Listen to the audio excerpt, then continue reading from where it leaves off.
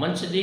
మన ప్రభువును రక్షకుడునైన యేసు క్రీస్తు నామములో ఈ సాయంత్రం వేళ మొదటి రోజు ఉపవాస కూడికలో పరిశుద్ధాత్మ దేవుడే మనందరితో మాట్లాడును గాక.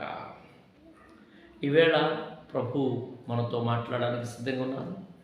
ఈ 3 రోజులుగా జరుగుతున్నటువంటి సిద్ధపాటు ప్రత్యేకమైన ఉపవాస కూడికలు జరుగుతున్నాయి.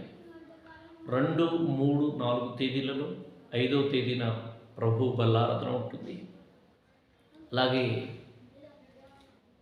వర్తమానాలు విని బలపడి అనేకులను బలపరచుట కొరకై సంపూర్ణతలో నుండి సాగిపోటు కొరకు న్యూ క్రియేషన్ మినిస్ట్రీస్ మహబూబాబాద్ అనేటువంటి యూట్యూబ్ ఛానల్ను ప్రారంభించడానికి ప్రభు కృప చూపారు. ఇప్పటికే అనేకులు వింటూ ఆత్మీయంగా బలపడుతూ మేలులు పొందుకుంటున్నారని వారు తెలియచేస్తున్న సాక్ష్యాన్ని బట్టి దేవునికి మహిమ కలుగును గాక.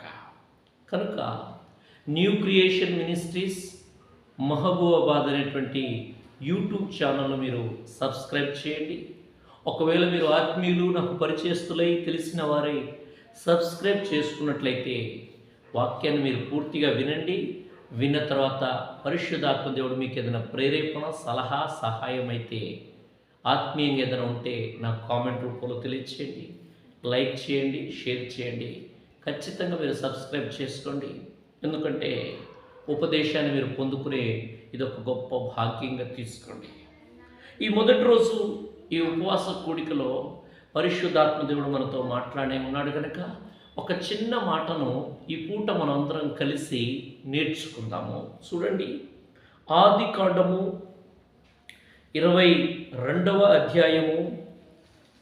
చూడండి, బైబిల్ ఉన్నవారు ఆదికాండము 22వ అధ్యాయము 2వ వచనంలోని ఒక చిన్న భాగాన్ని ఈ పూట మనందరము ధ్యానించుకుందాము. చూడండి, ఆదికాండము 22వ అధ్యాయము 2వ వచనం.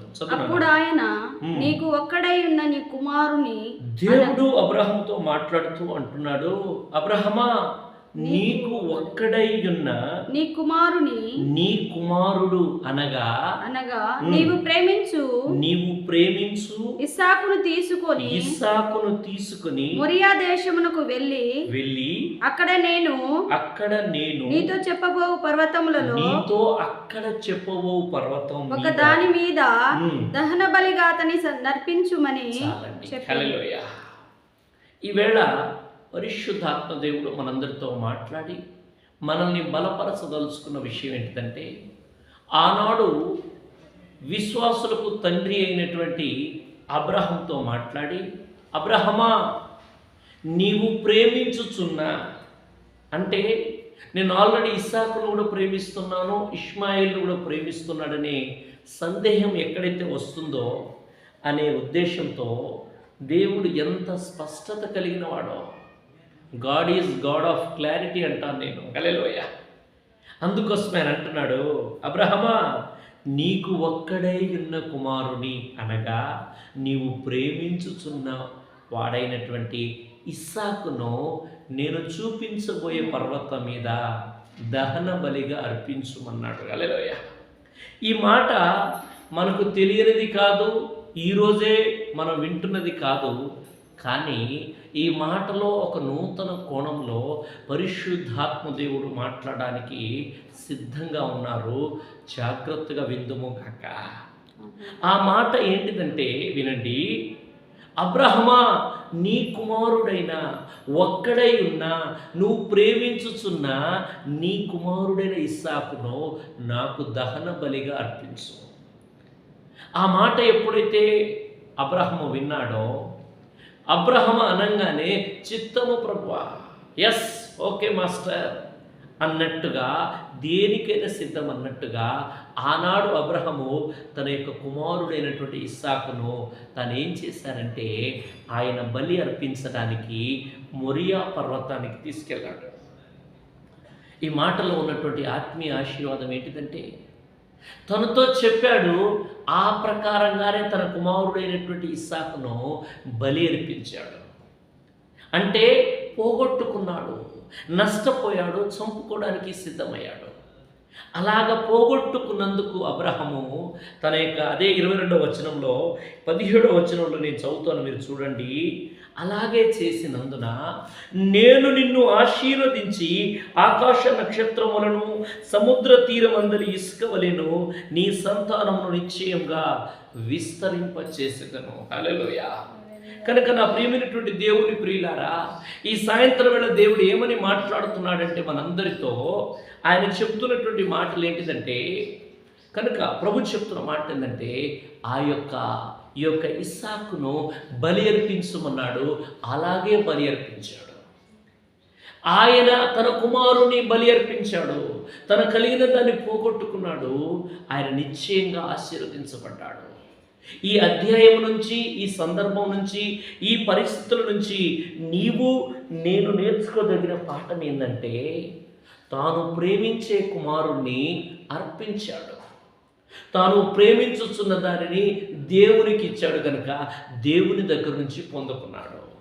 ఇందుకోసమే ఈ వర్తమానానికి నేను పేరు పెట్టినది ఏంటిదంటే, ఆయన తన ఇస్సాకును దేవునికి ఇచ్చాడు.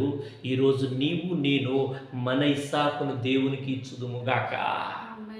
ఆయన ఇస్సాకును ఆయన ఇచ్చాడు గనక ఇసుక రేణుల వలె ఆశీర్వదించబడ్డాడు.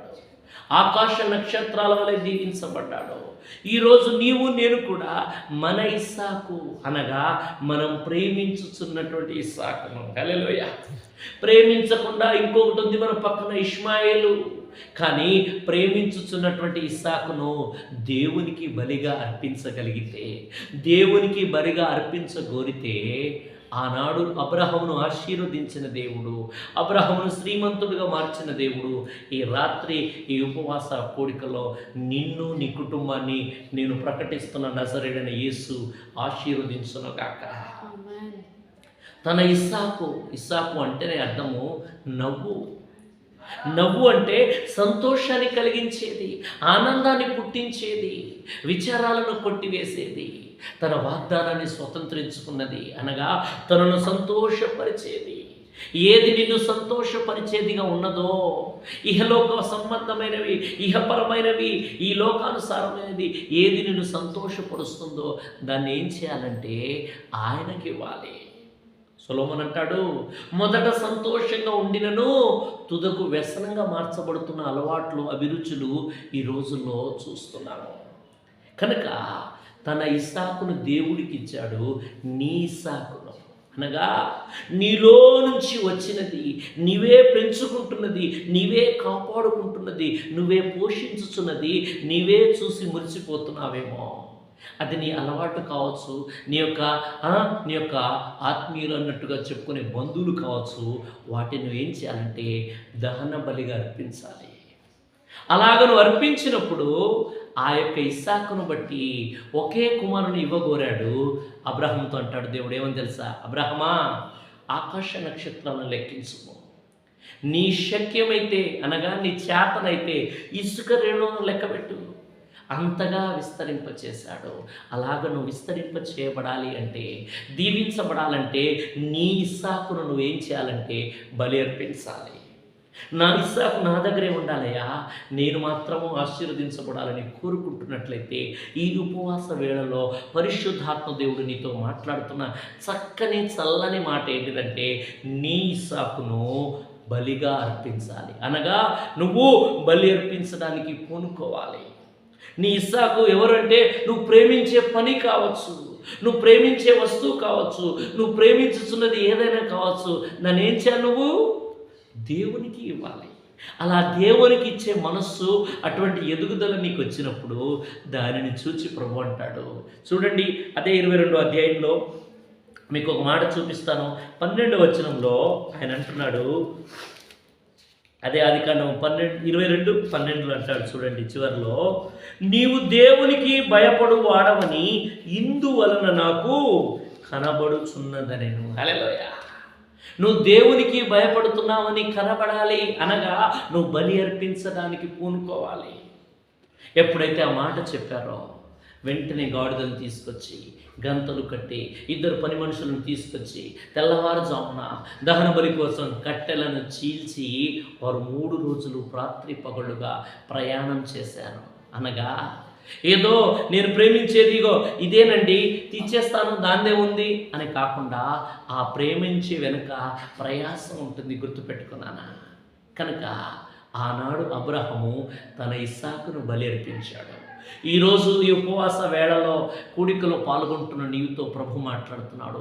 నీ ఇస్సాకును దేవునికి ఇస్తావా? నీ ఇస్సాకును దేవునికి ఇవ్వడానికి నువ్వు సిద్ధంగా ఉన్నావా? అలాగా ఉండగలిగితే నిశ్చయంగా ప్రభు నిన్ను దీవించబోతున్నాడు. ఎందుకనక ఆయన మాట ఇచ్చి నెరవేర్చే దేవుడు. అందుకోసం ఆయనతో అంటున్న మాటలు మీరు తర్వాత చదువుకోండి. ఈ అధ్యాయం అంతా 17వ వచనంలో అంటాడు, అబ్రహమా, నేను నిన్ను ఆశీర్వదించి నిశ్చయముగా విస్తరింపచేసేదను. ఎందుకయ్యా అతన్ని ఎందుకు ఆశీర్వదించావంటే తాను ప్రేమిస్తున్నా, తానికి ఒక్కడే ఉన్నా, అనగా అన్ని మంచిగా ఉన్నాయండి, మందిరానికి వెళ్తున్నాను, ప్రార్థనకి వెళ్తున్నాను, పనులు చేస్తున్నాను, పాడుతున్నాను, స్తుతిస్తున్నాను, కానీ నా ఒక్కటే బలహీనత. యేసయ్య బేతనీకి వెళ్ళినప్పుడు మార్తతో అంటాడు, మార్తమ్మా, అమ్మా, ఒక్కటి నీకు కొదువుగా ఉన్నదిరా, ఆ ఒక్కదానే నువ్వు సరి చేసుకో. మెయిన్ నుంచి కరెంట్ మీటర్ నుంచి మెయిన్ నుంచి మన బల్బు దగ్గరికి మొత్తం వైర్ అంతా కరెక్టే ఉండి కొంచెం ఒక్కటే వైర్ గ్యాప్ ఉందనుకోండి, ఆ బల్బు వెలుగుతుందంటారా? ఆ విషయం మనకు తెలుసు. కాబట్టి ఈ రాత్రి వాడు ప్రభు అంటున్న మాట ఏం తెలుసా? నీవు నీ ఇస్సాకును బలి అర్పించు, నీ ఇస్సాకును దేవునికి ఇవ్వు, నీ ఇస్సాకును దేవుని వాక్యానుసారంగా మాట చొప్పున ఇవ్వడానికి పూనుకో. ఈ రాత్రి దీవించబడడం ప్రారంభించబడతాం. మన పల్లెటూరులో ఒక మాట అంటుంటారు, ఏమని తెలుసా?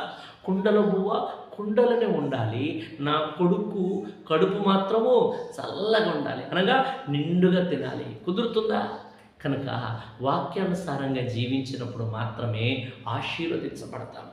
ఈరోజు నువ్వు ఆశీర్వదించబడకపోవడానికి గల కారణము నీ ఇస్సాకు, అనగా నిన్ను సంతోషం పుట్టించే అలవాటు కావచ్చు, అభిరుచి కావచ్చు. దాన్ని ఏం చేయాలంటే దాన్ని నువ్వు దేవునికి చేయాలి, సమర్పించాలి, అప్పగించుకోవాలి. ఎస్, ఇక నాదంటూ ఏది లేదు ప్రభువా, ఇక ఉన్నదంతా నీవే అన్నట్టుగా ఎప్పుడైతే రిక్త హస్తాలతో మనం అప్పగించుకునే స్థితికి ఎదగాలి. ఆయన అంటున్నాడు, ఆ వచనం తర్వాత చదువుకోండి, నీవు ప్రేమించుచున్నావు, అది స్నేహితులే కావచ్చు, అది దుష్ట సాంగత్యమే కావచ్చు, అలవాటే కావచ్చు, నువ్వు ప్రేమించుతున్న దాన్ని ఏం చేయాలి? అర్పించాలి. ఇదొక్కటే ఉందండి, అంత బాగానే ఉన్నాము, ఇదొక్కటే ఉందండి, అంత మంచిదే ఉంది, ఇదొక్కటే, ఈ అలవాటే, ఈ పొరపాటే, ఈ దోస్తానమే, ఈ మాటలే, ఈ పద్ధతే, ఈ ఆచారమే, ఈ సాంప్రదాయమే, ఈ బుద్ధే, ఇదే ఉంది, ఒక్కటే ఉంది. ఆ ఒక్కదాన్ని ఈరోజు అర్పించు. హల్లెలూయా. ఆ ఒక్కదాన్ని నువ్వు కనుక అర్పించగలిగితే నీ జీవితంలో గొప్ప కార్యాన్ని నువ్వు చూడబోతున్నావు. ఆ ఒక్కదాన్ని, ఆ ఒక్కటే అంటున్నావు. ఈరోజు ఇన్ని సంవత్సరాల నుంచి ఒకే బలహీనత పెట్టుకున్నట్లయితే అది విస్తారమైన మాటలు కావచ్చు, విషపు చూపే కావచ్చు, వ్యర్థమైన ఆలోచనే కావచ్చు, ప్రవర్తన కావచ్చు, నీకు తెలిసిందే నువ్వు పెంచుకుంటున్నటువంటి ఇస్సాకును ఈ రాత్రి నీ ఇస్సాకును, నీ ద్వారా వచ్చిన ఇస్సాకును, నువ్వు జాగ్రత్తగా కాపాడుకుంటున్న ఇస్సాకు అయినటువంటి నేను నవ్వును కలగచేసి కొద్దిసేపు చిటపట మంచు వలె, చిటపట మంట వలె నేను సంతోషాన్ని గురి చేసే దాన్ని ఏం చేయాలంటే ప్రభుకు అర్పించుతూగాక. అలాగా అర్పించు. ఈ రాత్రి నా దేవుడు నిన్ను ఆశీర్వాదకరంగా మార్చబోతున్నాడు. కనుక ఈ కొద్ది మాటలు మన వినికిడిలో ప్రభు ఫలభరితంగా మార్చినట్లుగా మోకరించి ప్రార్థన చేసుకుందాము. అందరం కనులు మూసుకుందాం.